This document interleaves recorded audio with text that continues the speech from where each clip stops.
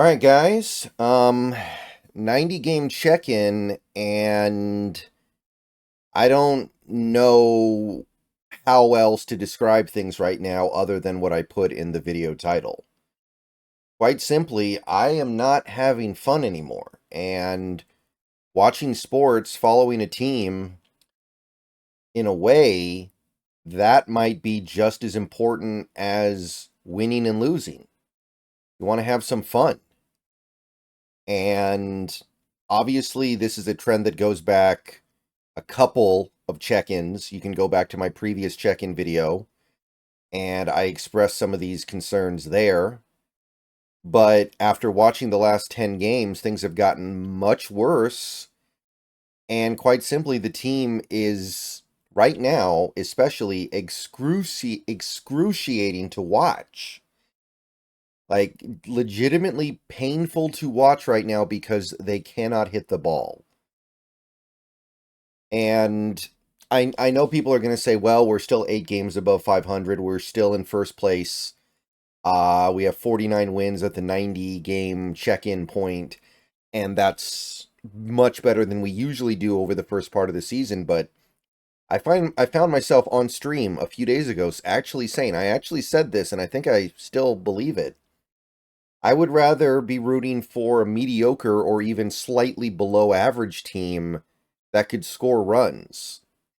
Like, if we were losing these games 7-6 or 11-9, at least I would be having some fun. At least I would be having some belief that the game isn't over just because we're down 3-0 in the 4th inning. Because that's where we are right now. We have one of the worst offenses in baseball. We don't really have a single player, with the possible, and I do mean possible, exception of Luke Raley, that is playing well with the bat in their hand. And I don't know how to fix it, because even with trades, and I know trades are going to come. I'm sure we're going to do some kind of trade at some point between now and the deadline. I don't know how you fix this, because it's basically every player. Basically, every single player on this team is going through a slump at the plate right now. And at a certain point, it becomes really hard to believe the problem is fixable, because they're doing something fundamentally wrong at the top with how these players are being prepared. So, obviously, we've lost like 4 series in a row, or maybe it's 5. We haven't been swept yet, so we do have that going for us, and that's the only reason why we're still in the lead in this division. But all the while, Houston has caught fire, and they can't stop winning, and they're going to catch us very soon here if we continue to play like this. And, I mean, you can go up and down the list. We've got a collection of players who are either batting under 100 ops plus, which is the stat that I like to use when it comes to determining who's playing effectively, who's not, at the plate. And the players we have that are above 100 ops plus are mostly players that are riding their early season accomplishments. They're not doing much right now. Again, Luke Raley might be the one exception here. Like, Ty France has been pretty much useless ever since he came back from the injury.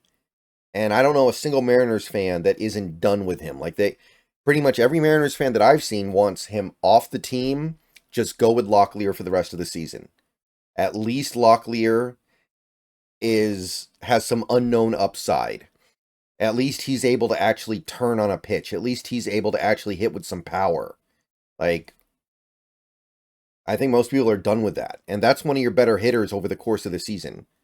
Rojas, of course. Now, this is not really a diss at Rojas. He's playing about as well as I expected. Probably better, if we're being honest, overall. And he's still doing well defensively. I'm not knocking Rojas. I still think he's doing well and doing his job. But he is absolutely riding what he did early in the season when he was playing like a legitimate MVP candidate for a few weeks there. Like, he has been on a steady decline since then at the plate. There's no way around that. I still don't have a problem with him. I still think he does his job, but it is what it is. Rayleigh, like I said, he's the one guy who maybe you single out as being like, yeah, that guy is hitting at a rate commensurate with our expectations. And Dylan Moore, I mean, he has his moments. I like having Dylan Moore around. He makes this team better with his presence. I don't doubt that for a second, but he's another guy who caught fire for a short period of time and is now settling back into being a relatively below average player. So everybody else on this team has had a below average offensive season so far. Maybe the one guy who's starting to turn the corner is Crawford. He's actually improving on where he was. He's moving in the right direction. Maybe Garver, but I'm not totally there yet. So it's an unwatchably awful offense. And were it not for that magical 5-run, I want to say 7th inning against the Orioles a couple days ago, we would be sitting here watching, I think, the most toothless offense in baseball over the last maybe 3 weeks. Is bad.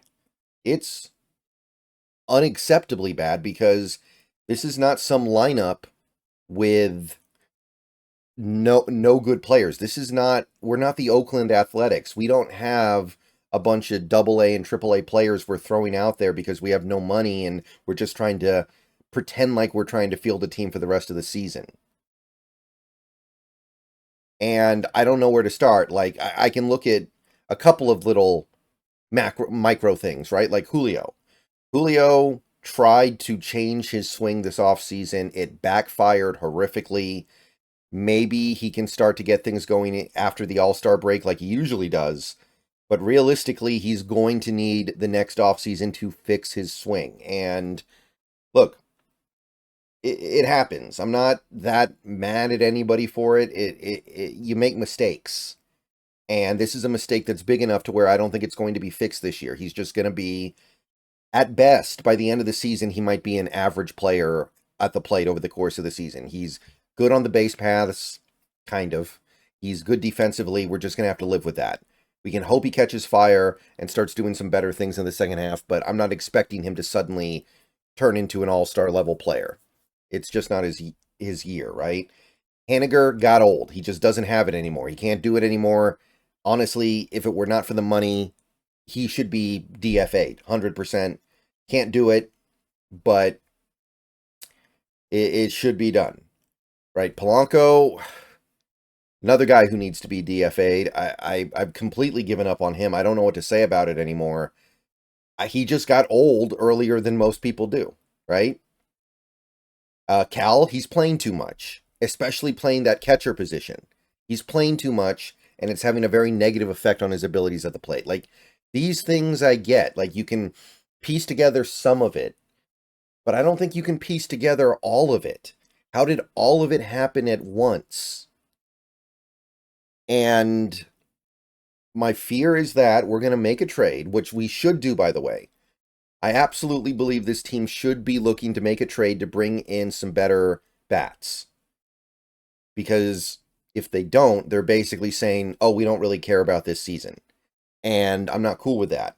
But my fear is you bring somebody in, and they're not going to be any better. Over the last several years, this team has tried to bring in relatively high-profile players, not superstars, but good players. And they forget how to hit when they're here. Jorge Polanco is just this year's version of Colton Wong. There's really not much of a difference between those two. And that's unbelievable to me. When we traded for Polanco, I looked at him, I looked at the numbers, I looked at the way he played previously in his career, and I was like, as long as for whenever he's healthy, he's going to be a good bat for us. He looks like he doesn't want to be there when he's in the batter's box. His swing looks unnatural. It looks uncomfortable. It doesn't look measured at all. It's just, I don't know how this happened. I mean, I can kind of sort of understand, okay, the injuries make him older than his age actually is, but I'm worried the guy we bring in, Luis Robert Jr. or Paredes or whoever, is just going to be the next Polanco, the next Garver. Although, honestly, I'm not that down on Garver. He obviously had a really slow start, but he's starting to come around here, and he's hitting for a pretty good amount of power. He stayed relatively healthy. Like, I'm not too down on Garver overall. He's had some bad luck this year, but he's still not being a positive force offensively, not at all. So I'm just looking at this, and I think to myself, isn't the next guy we bring in just going to forget how to hit too? Like, we're going to trade for this guy. He's going to come in here and be the one guy who can hit here. Like, the one guy the Mariners have brought in over the last 10 years who actually hit was Nelson Cruz. Nelson Cruz said, to hell with your marine layer, to hell with your stadium, to hell with the Mariners hitter's curse. I'm going to slam 40 home runs a year for this team because I'm that good. And I'm waiting for one of these guys to do it. And then you have guys who were on the team previously, who were good in previous years, who are hitting below average. Julio's obviously the biggest offender, but, JP has been a below average hitter this year. Cal, now again, Cal I totally get because we're overplaying him, but again, below average hitter.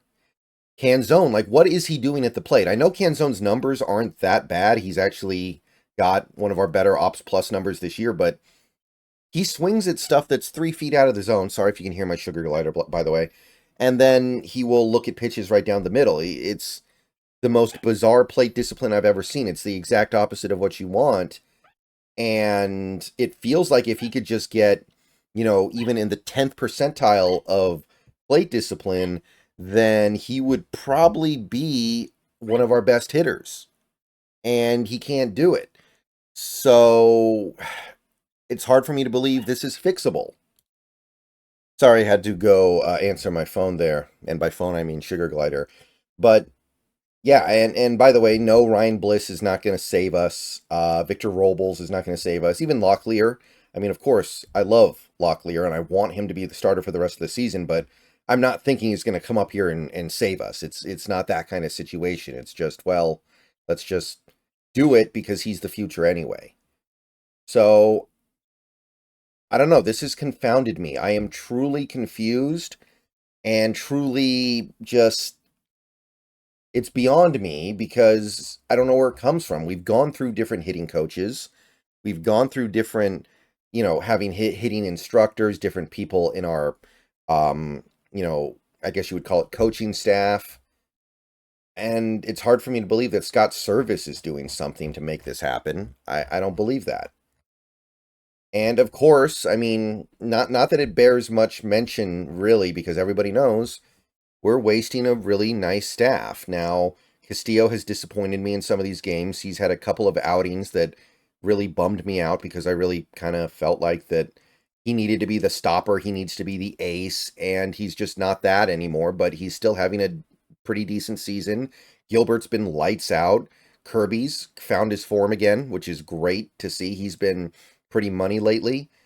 Miller has been... I know that some people kind of got big eyes when he was pitching lights out early in the season, but I never expected him to be an elite pitcher. I'm totally fine with him being what he is right now, which is a approximately average pitcher who will give you the opportunity to win a game. We shouldn't need much more than that from the number 4 guy in the rotation. And given the fact that this team is dealing with the Brian Wu situation where he just cannot stay healthy, they've pieced together this starting rotation about as good as you could hope for. It's not perfect, but they shouldn't have to be perfect. There should be games where they go out there and give up 6 runs and still win because the offense on that day just decided, hey, I'm going to score 8. And the bullpen's shaky, right? Like, the bullpen's uncomfortable, but for the most part, I don't think you can blame them for these losses. Like, even that game against, what was it, the Twins, where it was 3-3, and then Stanek gives up the 2-run shot. Like, the offense was so bad, so pathetic in that game. Everything we did offensively felt like an accident that it's hard for me to even be mad at Stanek. Like, we should have scored like 10 runs. We should score like 10 runs in that game if we have a competent offense, and we don't. So I think the bullpen has actually done an okay job equalizing because there was definitely a moment where it felt like it was slipping away, and they hold it together. So you've got that. You've got the fact that our third base defense has been way better than expected. Our defense in general has been really good. Crawford's defensive metrics are up. The issues we have are mostly in the outfield with the Haniger spot, but it's our choice to play him. Honestly, we should just, not play him because he's not good at anything, and then the problem would take care of itself. All that stuff is going. Cal's the best defensive catcher in the league, arguably, and it's all getting dashed to pieces on this abysmal offense, which, again, that was clearly the ask. That was clearly the fix that needed to be applied in the offseason. And there was an attempt made.